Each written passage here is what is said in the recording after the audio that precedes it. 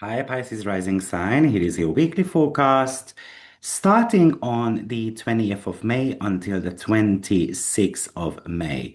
So I would say that this is surely the most important week of the upcoming 1 month. There is so much of a karmic growth happening right now, and we just have to be able to navigate the upcoming weeks really well. So I highly recommend listening to the very end of the video because you want to make sure that you are just, doing the greatest with the week ahead as much as possible.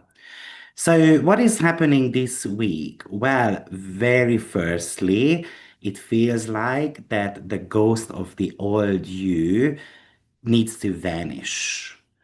It's you are right now with the North Node kind of like almost finishing its journey through your first house. The universe is handing you a final bill for your old identity. So maybe are you still playing small? Are you still hiding in the shadows of other people's expectation? This week, May 20 to the 26th, 27th, the personal planets are triggering your first and seventh house axis. This is a karmic showdown between who you were in your relationships and who you are destined to become. Next month, Uranus is going to square your nodes and flip the script. So if you don't choose your new self now, the choice will be made for you. But let's look at why this week is your final exit from the past. So, firstly, for example, we have got the May 25th. The Sun in Gemini in your fourth house is in the house of home and roots, squares the nodes in your first and the seventh house. So you might feel pulled back into family drama or domestic to-do list just as you are trying to launch a new version of yourself. The South Node in your seventh house is screaming at you to be perfect, like the perfect in partnership or to become the useful friend and all those type of stuff. But the karma here is Pisces rising. Your karma right now is to stop being the fixer for everyone else. The sun in your 10th house is challenging you. Can you maintain your new empowered identity even when your family or your past tries to pull you back into that old role? You cannot be the sacrificial lamb anymore. That cycle has to end this week. Mercury even goes out of bound, which I'm going to be talking about more in detail. But Mercury, starting on the 22nd, that's the ruler of your seventh house, right? That's the ruler of your south node going out of bound, also in your fourth house. So communication at home is about to get weird, a bit more wild. You might have a sudden realization about your childhood, your living situation, or your private life that feels like a lightning bolt. Because Mercury is out of bound, you might say things to your family or roommates that you have suppressed for years. You can decide within a whim to relocate, for example. You can really use that maverick energy to renegotiate your boundaries. If you have been living according to a script written by your ancestors, by your parents, by your family, by the country you live in, this is the week you rewrite the ending.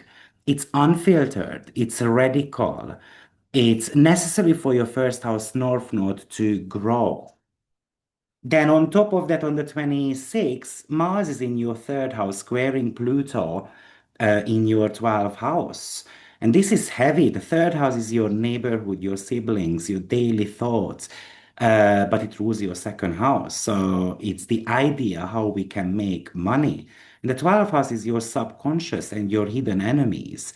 So you're trying to build something stable and practical. Maybe you are trying to boost your finances a little bit. You are doing all the marketing tricks and so forth, but you are your own self-sabotage. You have got hidden fears that are trying to stop you. Now, Venus is in your fifth house, squaring Pallas Athene. So you want to be creative, you want to be joyful, but you are kind of like over strategizing the joy, or Venus in fifth house wants to be overspending money as well. But of course, Pallas Athene says that we need to have the strategy how we are going to be moving the finances forward. Now, the Sun is making a sextile to Vesta, in your second house. And this really feels like that it's creating a bridge between your fourth house and the second house. So this is the healing aspect. After the battles of the week, you are invited to dedicate yourself to a new personal ritual. Maybe spending time alone in your own space, dedicating your home base to your new mission, reevaluating your past, reevaluating your finances. And when you value yourself, your home life stabilizes, your internal foundation stabilizes. This is the foundation you need before the Uranus node square hits next month. I think there's a lot of stress test happening. The universe is checking to see if your new boundaries are strong enough. Everything happening now, maybe the arguments at home, the identity shift, the career realization, and the end of a relationship, it's all paving the way for June. When Uranus squares your nodes next month, it will be a sudden exit from anything that doesn't serve your north node in the first house anymore. So let me give you a bit of a homework. Identify just one habit in your relationships that you are leaving behind, the way you are trying to approach your clients, and maybe write it in the comments. And let's hold each other accountable for it.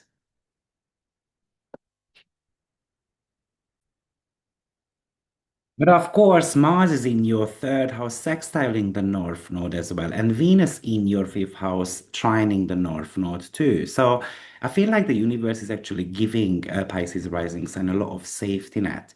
Mars is giving you the practical words and the steady energy to build your new life. Venus is bringing in creative joy and the romantic connection that feels like fate. So this is about learning that you are allowed to have stability and pleasure at the same time. Remember Venus trines North Node, Mars sextile North Node, but we do have got the Venus and Mars sextile happening as well. So this is a mini grand trine there. And it means that we don't have to suffer to kind of bring stability and pleasure together. If an opportunity feels easy and right early in the week, that is your north node confirming you are on the right path. And maybe we just need to take a bit of a creative risk. Yes, Venus is squaring Neptune at the same time. So you are evolving, but you might be projecting an old fantasy onto a new creative project or a person you are dating. Because it's a square, you might feel a sudden letdown or realize you were seeing someone through rose-colored glasses. So there's a lot of awakening moment here. You know, Pisces, you are the sign of the mystic, but the square is a reminder. Don't lose your footing. Don't lose your grounding just because a dream looks pretty. With Mercury out of bounds, at the same time, your imagination is on steroids.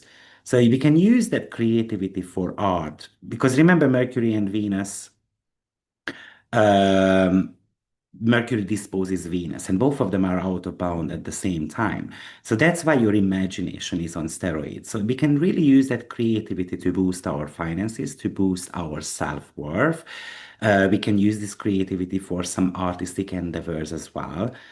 But maybe we have to be waiting for the fog to clear before we kind of get into any type of romantic connections or kind of like signing a soul contract. Maybe the illusions are going to get a bit more spotlighted once the Sun and Neptune are going to be in sextile. You know, don't forget that every time we trigger the North Node in your first house, we are also hitting the South Node in your seventh house as well. So Mars trining the South Node and the Sun squaring it means that your relationships are being audited.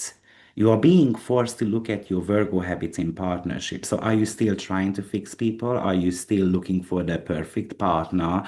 Are you still obsessed with being useful or to kind of save them, to make something work that might be broken already and it cannot be fixed? Or you are trying to fix something that is actually not broken? So this week is clearing the clutter of your seventh house. If a relationship feels like it's all work and no soul, the square from the sun is going to make that impossible to ignore because the sun is the cosmic torch light. You are clearing the space so that when Uranus hits next month, you are carrying you aren't carrying someone else's baggage anymore. So this is the reason why um, it's a super important week. I would like to hear, are you in a relationship or how are your relationships right now? But this week is about mastering your North Node. So trust those sudden downloads. With the modern ruler of you, Neptune, being triggered and Mercury out of bounds, your intuition is functioning like a supercomputer. So if you get a sudden hit about a new direction, even if it seems impractical, you might want to go towards it. Maybe you can actually do a bit of a selective isolation. Maybe there is too much noise happening in your private life, and you're going to have to be choosing a bit of a hermit time to reconnect with yourself, with your own first house identity. Venus in your fifth house is trining the North Node, so engage in a hobby that has a physical result. This anchors your Pisces mistiness into that more Taurus reality of Mars being there. And Mercury out of bound in your fourth house is a green light to address elephant in the room issues at home. So be bold, but be brief. And you are a psychic sponge right now, so maybe you want to use a bit of salt bath, sage, or visualization to kind of unplug from other people's emotional demands. Because remember, South Node is not necessarily about letting go of others, it's just kind of creating the boundaries with that. Don't play the role of the fixer, surely. Don't solve everyone else's problems. Let people handle their own chaos. You have a destiny to build, so this is a huge job for you. Maybe a new person or a project might look like a miracle. Maybe don't commit just yet. Don't get lost in your to-do lists. I think the sun squaring the nodes can make you very busy as well, and then you can feel like a refugee in your own home. And then you have got 100 small tasks. It might be distracting you from one big one, which is your identity shift. That's the one you are supposed to be doing. And with the Mars Pluto square, can feel like a heavy weight in your subconscious. So if you feel rage or resentment, move your body. If you suppress it, it will manifest as a bit of a fatigue or even health issues as well.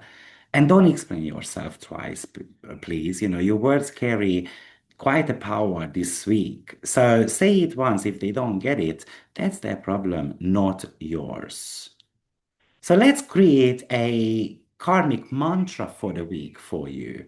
Maybe, I'm not responsible for the comfort of others in my life because I'm outgrowing them. My only job is to live well in my own skin. Maybe use that mantra this week. So good luck, and I will see you in my next forecast. Take care. Bye bye.